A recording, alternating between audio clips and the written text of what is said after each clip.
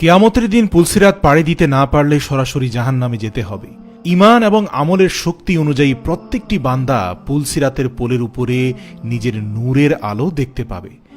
কারো জন্য সেই আলো হবে হারিকেনের মতো একদম সামান্য, কারো জন্য সেই আলো হবে উজ্জ্বল দীপ্ত সূর্যের মতো।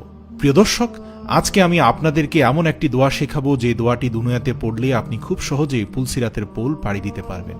আমরা অনেকেই জানি আমাদের জান্নাতে যেতে হলে এই পোল পাড়ি দেওয়াটা অত্যন্ত গুরুত্বপূর্ণ। আল্লাহ তাআলা বলেন, তোমার রবের কসম, আমি অবশ্যই তাদের ও শয়তানদের হাসরের মাঠে সমবেত করব। অতঃপর জাহান্নামের চারপাশে নতজানু অবস্থায় তাদের উপস্থিত করব।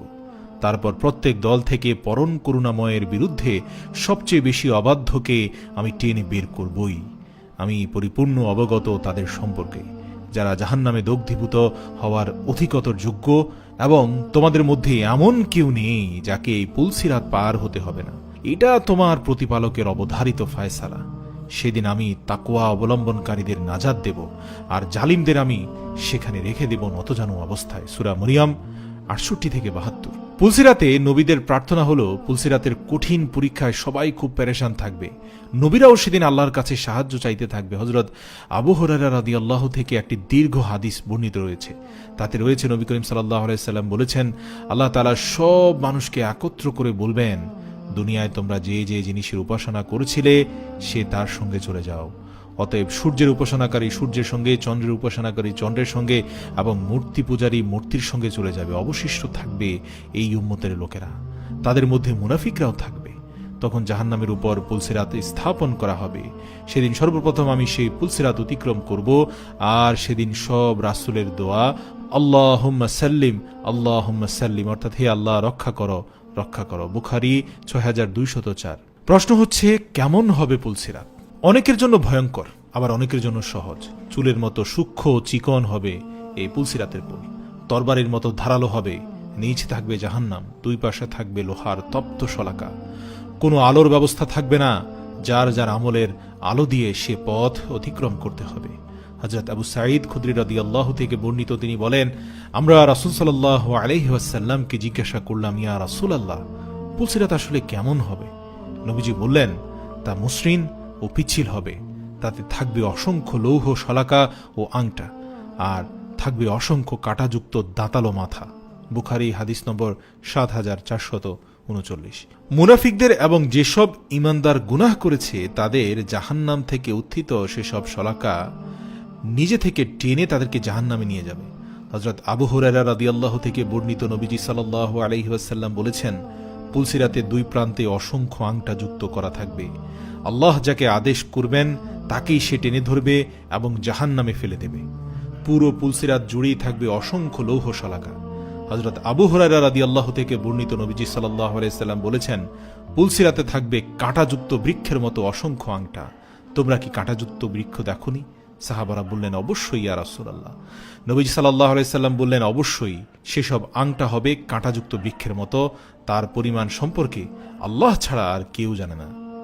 সুবহানাল্লাহ। পুলসিরাত অতিক্রমের অবস্থাটা কেমন হবে এই বিষয়ে আমাদের জানা দরকার। মনে রাখবেন, যাদের আমলের পরিমাণ বেশি তারা অতি দ্রুত চোখের পলকের মতো পুলসিরাত পার হয়ে যাবে, আর যার আমল কম তারা হামাগুড়ি দিয়ে পার হবে। আল্লাহ তাআলা বলেছেন, সেদিন তুমি ঈমানদার পুরুষ ও নারীদের দেখতে পাবে যে তাদের সামনে ও ডান পাশে তাদের নূর ছোটাছুটি করছে। বলা হবে, আজ তোমাদের জন্য সুসংবাদ হলো জান্নাত, যার তলদেশ দিয়ে নদীসমূহ প্রবাহিত হয়। সেখানে তোমরা চিরস্থায়ী হবে। এটাই হলো মহা সাফল্য। সেদিন মুনাফিক পুরুষ ও নারীরা ঈমানদারদের বলবে, তোমরা আমাদের জন্য একটু অপেক্ষা করো, তোমাদের নূর থেকে আমরা একটু নিয়ে নেই। বলা হবে, তোমরা তোমাদের পেছনে ফিরে যাও এবং নূরের সন্ধান করো। তারপর তাদের মাঝখানে একটি দেয়াল তুলে দেওয়া হবে, যাতে একটি দরজা থাকবে, তার ভেতরের দিকে থাকবে রহমত আর বাইরের দিকে থাকবে আযাব। মুনাফিকরা মুমিনদেরকে ডেকে বলবে, আমরা কি তোমাদের সঙ্গে ছিলাম না? তারা বলবে, হ্যাঁ, কিন্তু তোমরা নিজেরাই নিজেদেরকে বিপদগ্রস্ত করেছ, আর তোমরা অপেক্ষা করছিলে এবং সন্দেহ পোষণ করছিলে পরকাল সম্পর্কে। শয়তান তোমাদেরকে প্রতারিত করেছিল। অবশেষে আল্লাহর নির্দেশ এসে যাবে, মহাপ্রতিপালক বলবেন আজ কারো কাছ থেকে কোনো মুক্তিপণ গ্রহণ করা হবে না, এবং যারা কুফরি করেছিল তাদের কাছ থেকেও নয়। জাহান্নামই তোমাদের আবাসস্থল, সেটাই তোমাদের উপযুক্ত স্থান। আর সে জাহান্নাম কতই না নিকৃষ্ট গন্তব্যস্থল, সে লোকগুলো সেদিন তা বুঝতে পারবে।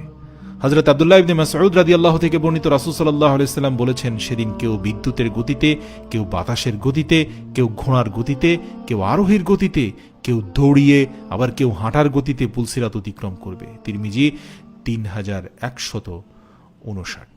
উম্মুল মুমিনিন হযরত আয়েশা সিদ্দিকা রাদিয়াল্লাহু থেকে বর্ণিত, রাসূল সাল্লাল্লাহু আলাইহি সাল্লাম বলেছেন, জাহান্নামের উপর একটি পুল আছে যা চুলের চেয়েও বেশি চিকন আর তরবারির চেয়েও বেশি ধারালো।